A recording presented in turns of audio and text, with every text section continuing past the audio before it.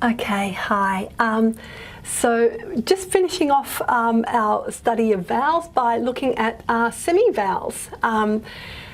So you may recall we did cover the semivowels as part of consonants, but they are called semivowels, even though they function as consonants. So let's think about them now, approaching them from the vowels direction rather than from the consonants direction. Now recall here I drew that this is where our consonants live, okay, in this part of the oral cavity, nice and high.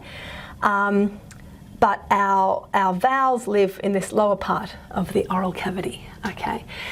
So, yeah, let's do that. So, sorry, I've gone a bit of a blank there on what I was doing. So, the semivowels are derived purely from the high vowels, okay, and in particular, not the central vowels, but the front and the back vowels.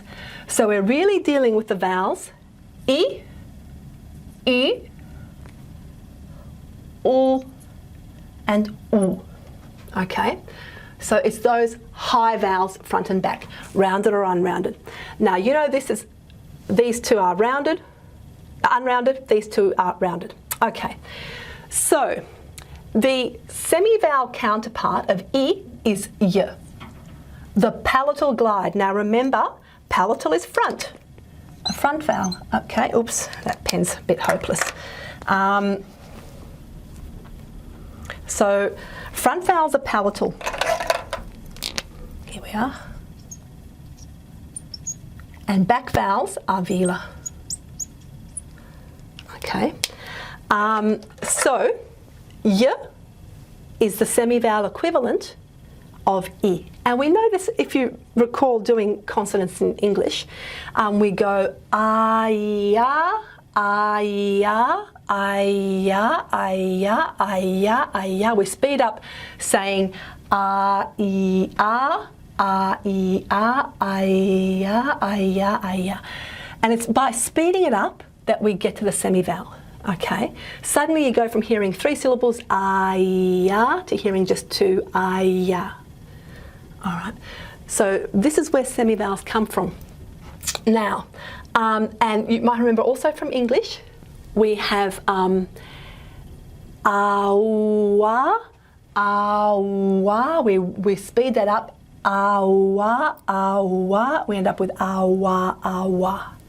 Okay, so that ends up as w, awa, awa. Okay, so we called that the labiovelar semiglide because it's got the lip rounding. Okay, labiovelar. Okay, and this was just palatal. Let me do that in a different colour. I'll do that in pink. Call that palatal. Okay, that's the palatal glide.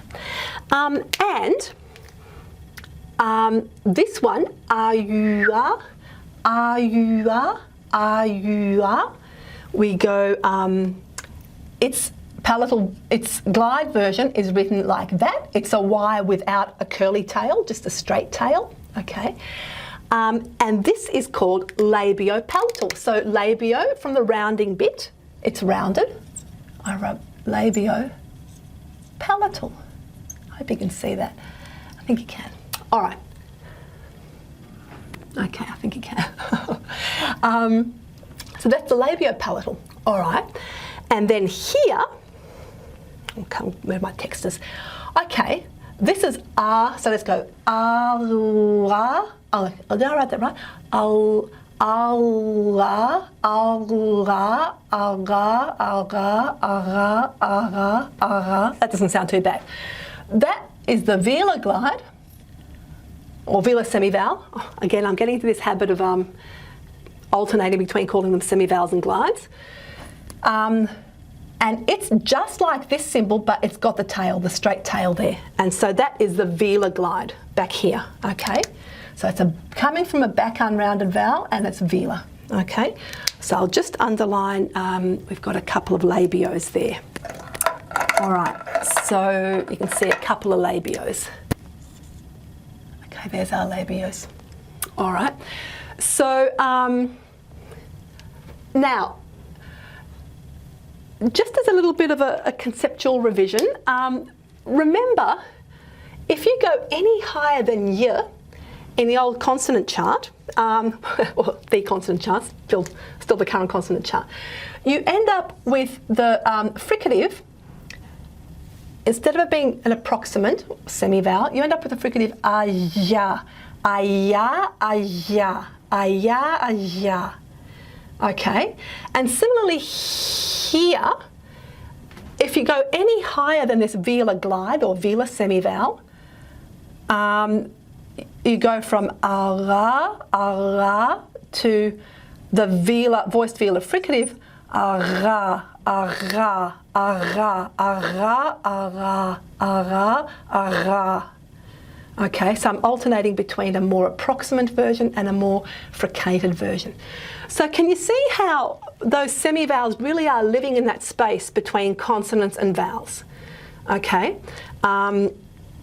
any higher and you get a fricative, and really the only reason they're not called vowels is because they're just not long enough to be a vowel target. Okay, I hope that's made a little bit of sense and helped you with the relationship between vowels and semivowels. So this is the neat relationship here. Okay. All right, hope that was helpful. Thanks a lot. Bye. One tiny thing I forgot to say. A semivowel cannot be in the nucleus of a syllable. Okay. It has to be on the edge of a syllable. All right, so I just thought I should say that before I finally sign off. Okay then, now I'll sign off. Bye.